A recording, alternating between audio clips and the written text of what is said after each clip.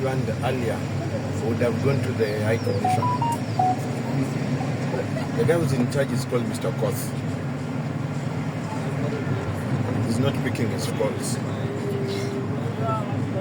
If I call him, he will pick because he will see something to do with Okok and he will think it's Okok.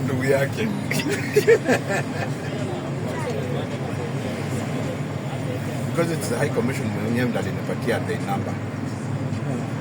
Let's tell him, talk to the guy. I've informed him. Sasa, naye mwenyewe yuko. Na sisi tunataka tukwenda kupiga picha huko kwake. Nothing more. We are not going away with the seats. We want the kids to go back with the photos. But then, in this year I was there. 25 years later, where I am seated now.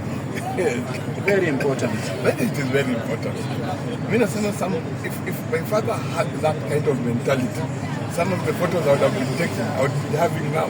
Ningekuwa na Kenyatta, ningekuwa na Moi, as a young man.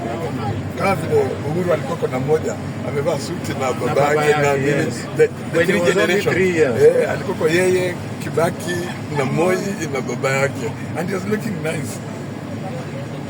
You look forward to a particular position.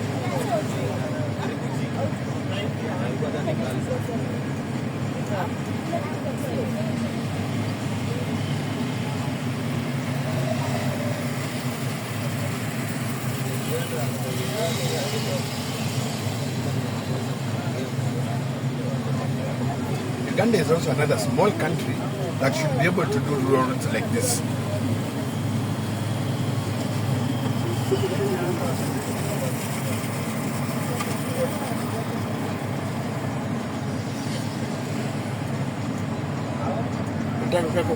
YouTube.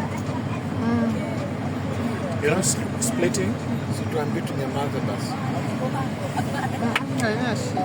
Ama utatoa background. Utatumute. Yeah. Sawa tu. Teknolojia.